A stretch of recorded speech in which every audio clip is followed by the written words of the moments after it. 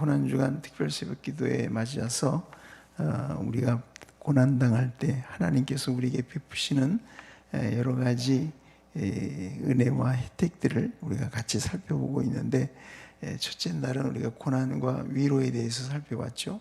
둘째 날은 고난과 은혜, 이제 오늘은 고난과 능력에 대해서 같이 이제 생각을 해보겠습니다. 사도 바울이 오늘 우리가 읽은 이 말씀을 기록한 것은 그가 감옥에 갇혀 있는 상태에서입니다. 그렇죠? 그래서 우리가 빌립보서를 읽어보면 빌립보서 1장에서 바울은 나의 매임이란 말을 4번이나 반복하고 있는 것을 볼 수가 있습니다.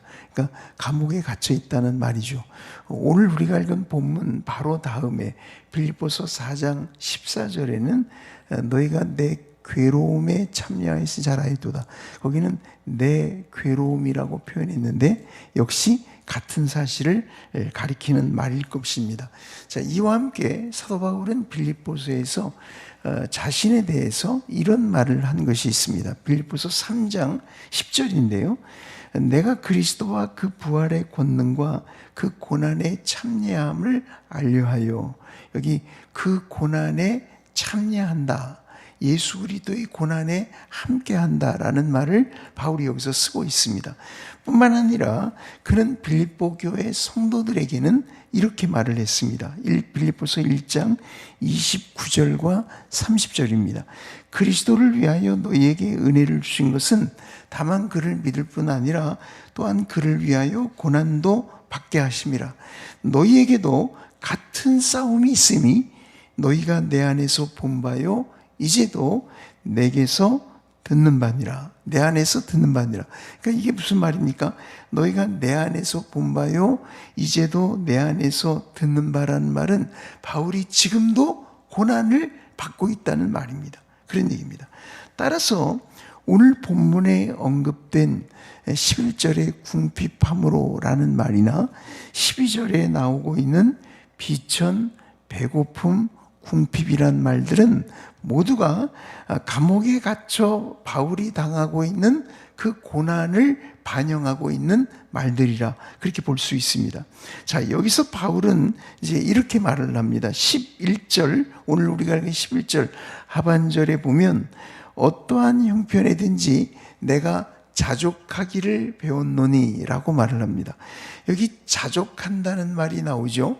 이 말은 형편에 상관없이 스스로 만족하는 것을 가리키는 말입니다. 그러니까 만족하는 이유가 자기 밖에 있는 게 아닙니다.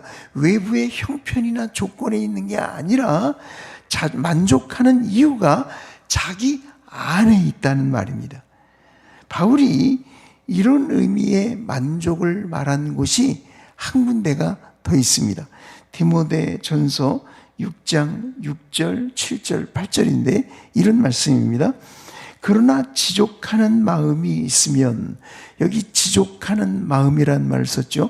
요거는 명사입니다. 오늘 본문에 자족하기를 배웠다고 할 때는 형용사를 쓴 것입니다. 자, 지족하는 마음이 있으면 경건이 큰 이익이 되느니라.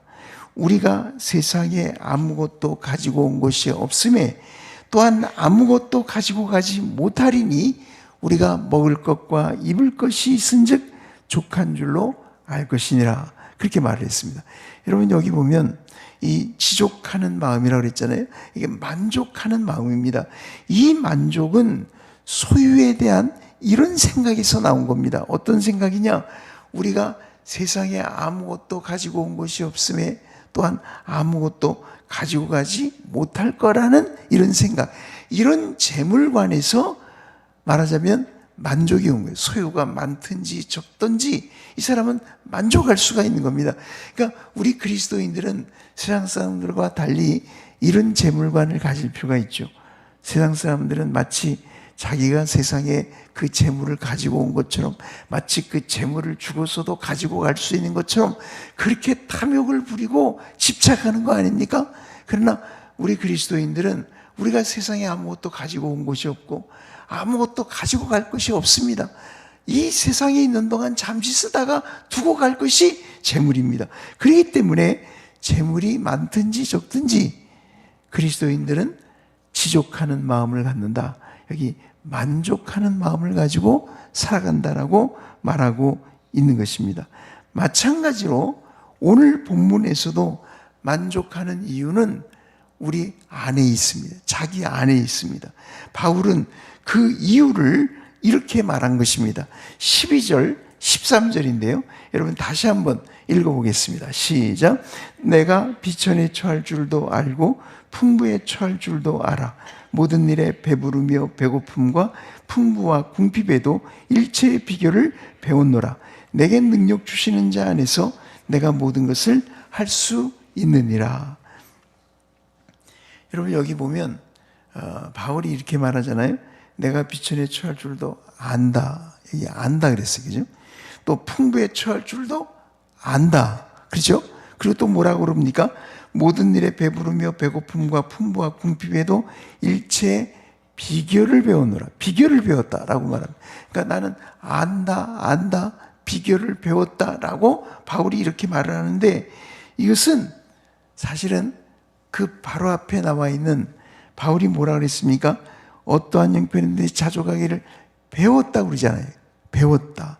여기 배웠다는 말은 과거 시제로 쓴 말이고, 그 다음에 안다, 비결을 배웠다는 말은 다 완료형으로 쓴 것입니다. 그러니까 무슨 말이겠습니까?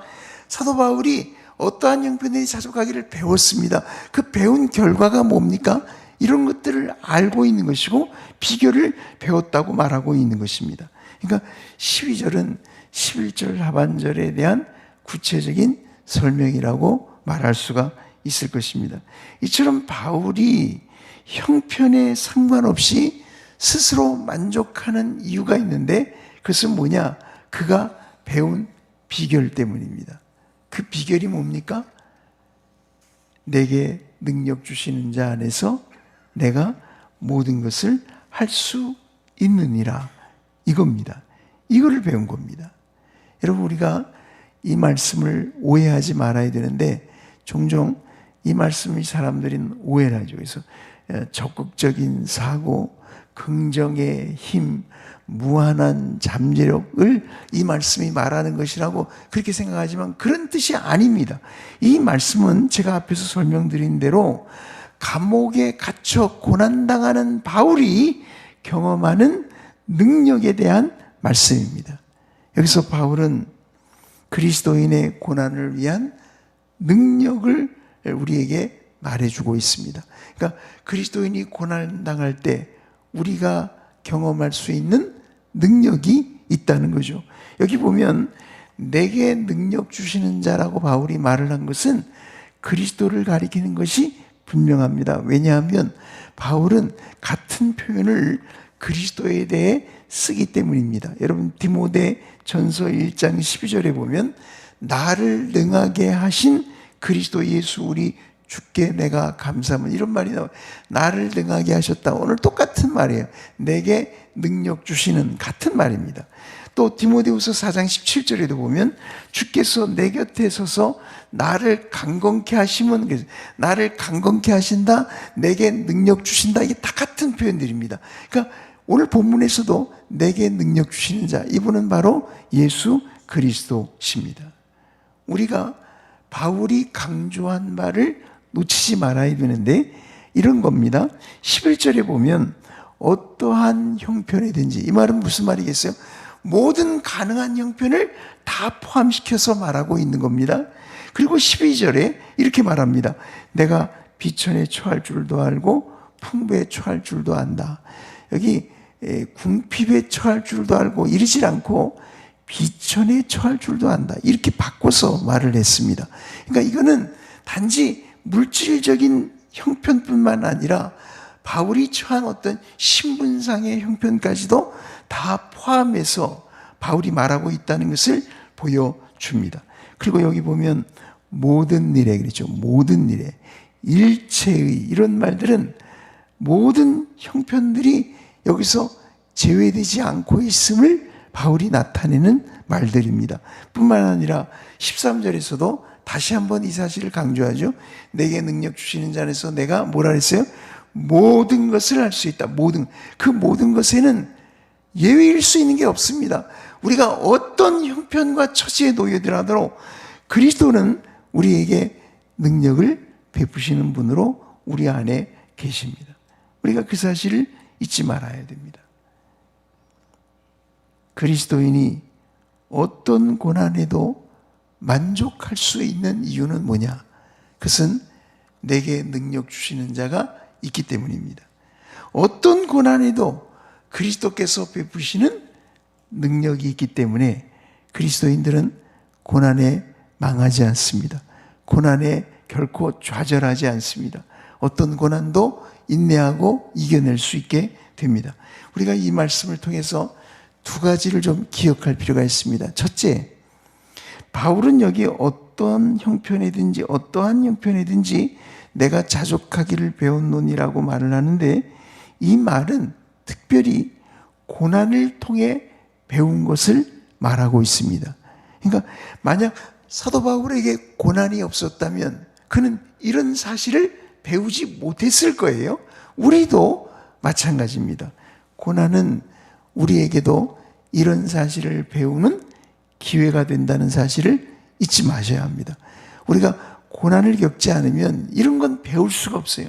그러나 고난을 겪으면 그 고난을 통해서 내게 능력 주시는 자 안에서 내가 모든 것을 할 수 있다는 이 비결을 우리들도 배우게 된다는 말입니다. 두 번째, 사도 바울이 배운 것의 핵심에는 내게 능력 주시는 자가 계십니다. 사도 바울은 이분을 더욱 알게 된 것입니다. 우리도 그리스도가 우리들에게 능력 주시는 자라는 것을 알아가야 합니다. 알아가야 됩니다. 이런 지식은 이론적인 교육을 통해서 얻을 수 있는 것이 아닙니다. 그런 게 아닙니다. 우리가 삶 속에서 그리스도와의 교제를 통해 알아가는 산 지식이라고 할 수 있습니다. 사도 바울은 고린도전서 1장 9절에 이런 말씀을 기록해 놓았습니다. 너희를 불러 그의 아들 예수 그리스도 우리 주로 더불어 교제케 하시는 하나님은 미쁘시도다. 하나님은 우리를 불러서 뭐하게 하셨다고요? 그의 아들 예수 그리스도 우리 주로 더불어 교제하게 하셨다. 우리가 날마다의 삶 속에서 그리스도와 교제함으로써 우리는 사도 바울이 배웠던 이 비결을 배우게 될 겁니다. 내게 능력 주시는 자 안에서 내가 모든 것을 할 수 있느니라.